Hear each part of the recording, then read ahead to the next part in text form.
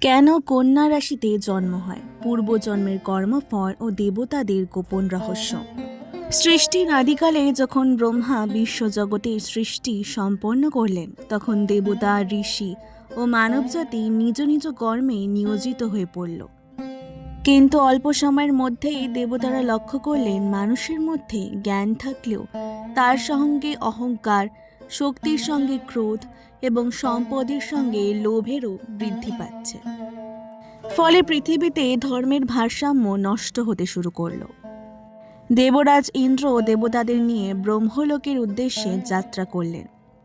ব্রহ্মার সামনে উপস্থিত হয়ে তিনি বললেন, হে প্রজাপতি, মানুষের মধ্যে সত্য, শুদ্ধতা ও নিঃস্বার্থ কর্মের গুণ ক্রমশ কমে যাচ্ছে।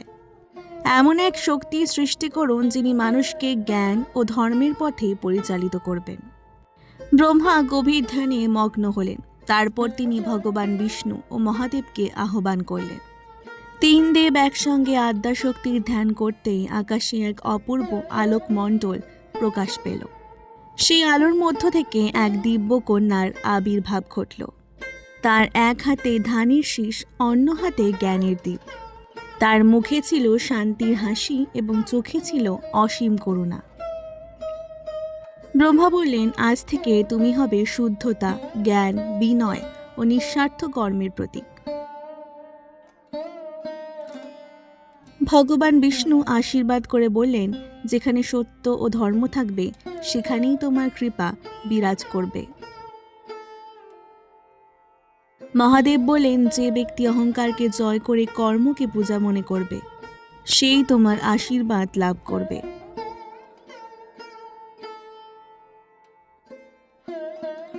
এরপর দেবতারা তার নাম রাখলেন কন্যা দেবী।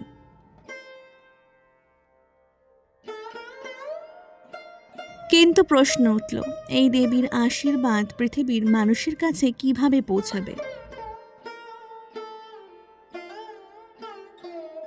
দেবগুরু বৃহস্পতি বললেন, 12টি রাশিচক্রের মধ্যে একটি রাশির অধিষ্ঠাত্রী যদি এই দেবী হন, তবে সেই রাশিতে জন্ম নেওয়া মানুষের মধ্যে তার গুণাবলী প্রকাশ পাবে।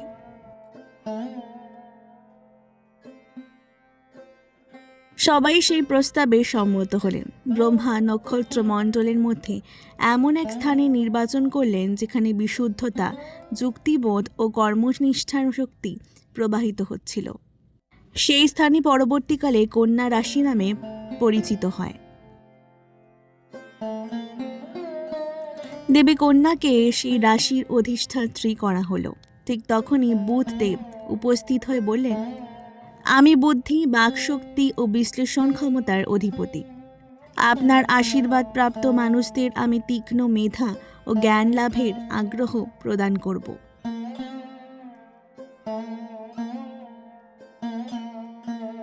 দেবী বললেন, মনে রেখো, জ্ঞান তখনই মূল্যবান যখন তা বিনয়ের সঙ্গে অন্যের কল্যাণে ব্যবহৃত হয়।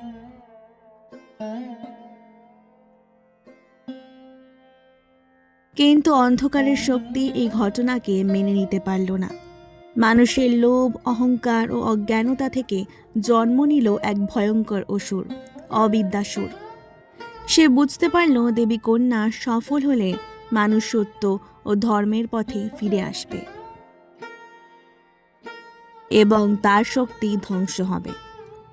দেবী কন্যা হিমালয়ের নির্জন শিখরে গিয়ে কঠোর তপস্যা শুরু করলেন। তার সংকল্প ছিল যুগে যুগে মানুষের হৃদয়ে জ্ঞান, শুদ্ধতা ও কর্তব্যবোধ জাগিয়ে রাখা।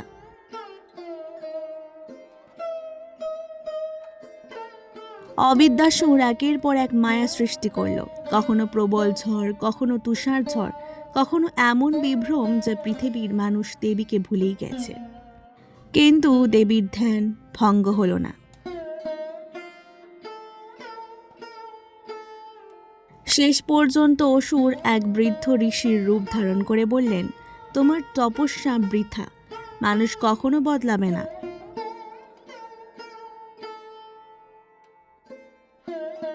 দেবী শান্তভাবে উত্তর দিলেন, যে মানুষকে পরিবর্তনের আশা দেয় না সে কখনো ঋষি হতে পারে না। অসুর তার প্রকৃত রূপ ধারণ করে আক্রমণ করল।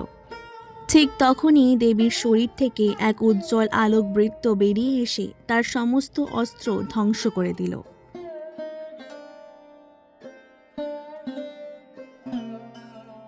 সেই মুহূর্তে শঙ্খধ্বনি ধ্বনিত হল। বৈকুণ্ঠ থেকে ভগবান বিষ্ণু আবির্ভূত হয়ে বললেন, হে দেবী, তোমার ধৈর্য আমাকে সন্তুষ্ট করেছে, বর যাও।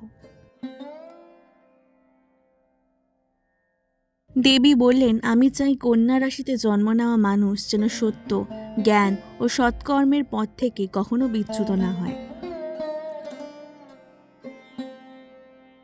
ভগবান বিষ্ণু বললেন, তথাস্তু। তাদের আমি তীক্ষ্ণ বুদ্ধি, বিচার ক্ষমতা ও কর্মনিষ্ঠা প্রদান করছি। তবে তারা যদি অহংকারে অন্ধ হয় তবে জীবনে নানা বাধার সম্মুখীন হবে, যাতে তারা বিনয়ের মূল্য উপলব্ধি করতে পারে।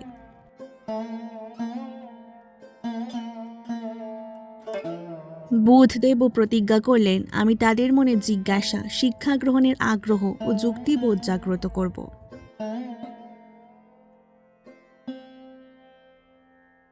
অবিদ্যাসুর বুঝতে পারল দেবীকে পরাজিত করা অসম্ভব, তাই সে মানুষের মনে বাস করার সিদ্ধান্ত নিল। সে মানুষের মনে অতিরিক্ত দুশ্চিন্তা, আত্মসন্দেহ, ভয় ও অস্থিরতা সৃষ্টি করতে লাগল। সেই কারণেই বলা হয়, কন্যা রাশির অনেক মানুষ অত্যন্ত মেধাবী হলেও কখনো কখনো অতিরিক্ত আত্মসমালোচনা ও নিখুঁত হওয়ার প্রবণতায় ভোগেন।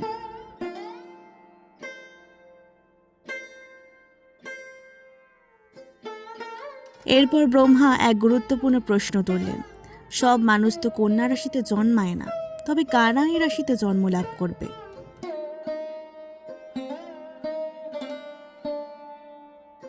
ভগবান বিষ্ণু বলেন, জন্ম কেবল ভাগ্যের বিষয় নয়, এটি কর্মফলের ধারাবাহিকতা। ধর্মরাজ যম ও চিত্রগুপ্ত উপস্থিত হলেন।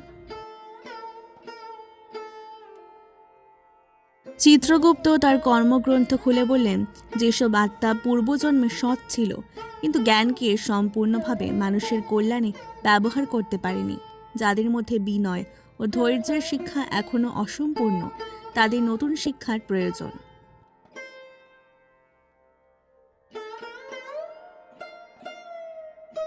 তখন ব্রহ্মা ঘোষণা করলেন, এই আত্মাদের অনেককেই কন্যা রাশিতে জন্ম দেওয়া হবে, যাতে তারা পরিশ্রম, শৃঙ্খলা ও সেবার মাধ্যমে নিজেদের পরিপূর্ণ করতে পারে।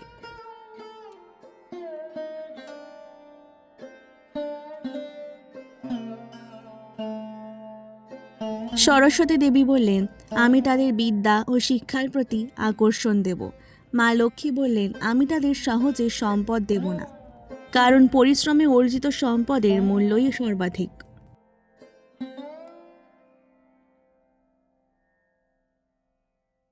মহাদেব বলেন, তাদের জীবনে বাধা আসবে, কিন্তু সেই বাধাই তাদের শক্তিশালী করে তুলবে।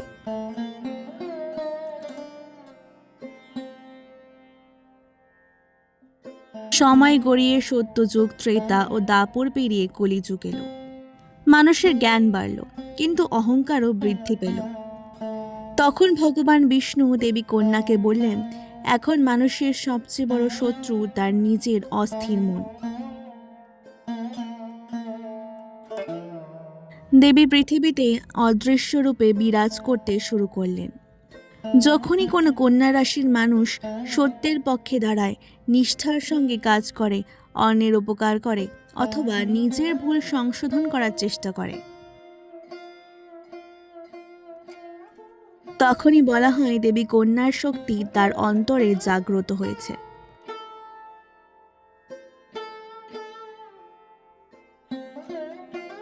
অন্যদিকে অবিদ্যাসুর মানুষের কানে কানে বলতে থাকে, তুমি পারবে না, তুমি যথেষ্ট ভালো না, সব নিখুঁত না হলে শুরু করো না।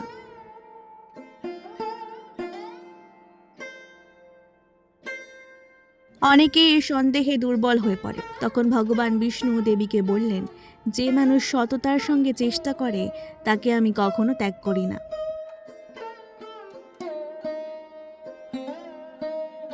সাফল্য দেরিতে এলেও তা তার চরিত্রকে দৃঢ় করে তোলে।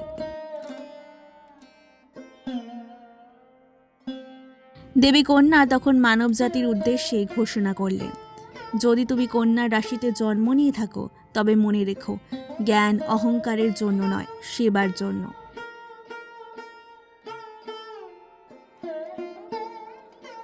পরিশ্রমকে ভয় করো না, সত্যকে কখনো ত্যাগ করো না এবং নিজের কর্মকে ঈশ্বরের উপাসনা মনে করো।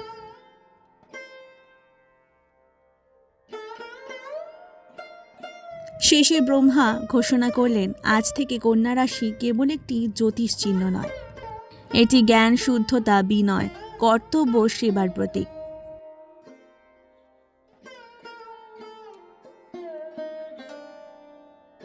সেই দিন থেকে বিশ্বাস করা হয়, কন্যা রাশিতে জন্ম নেওয়া মানুষের জীবনে যত বাধাই আসুক, যদি তারা সত্য, পরিশ্রম, জ্ঞান ও বিনয়ের পথে অনুসরণ করে, তবে দেবী কন্যা, বুদ্ধদেব এবং ভগবান বিষ্ণুর আশীর্বাদ তাদের পথ প্রদর্শন করে।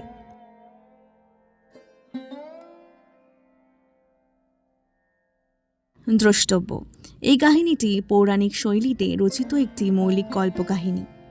এটি কোনো নির্দিষ্ট হিন্দু পুরাণে বর্ণিত ঘটনা নয়, বরং পুরাণ, জ্যোতিষশাস্ত্র এবং কর্মফল তত্ত্বের ভাবনা অবলম্বনে রচিত। আজকের এই ভিডিওটি ভালো লাগলে অবশ্যই পুরাণের পাতাকে সাবস্ক্রাইব করে দেওয়ার অনুরোধ রইল। অনেক অনেক ধন্যবাদ।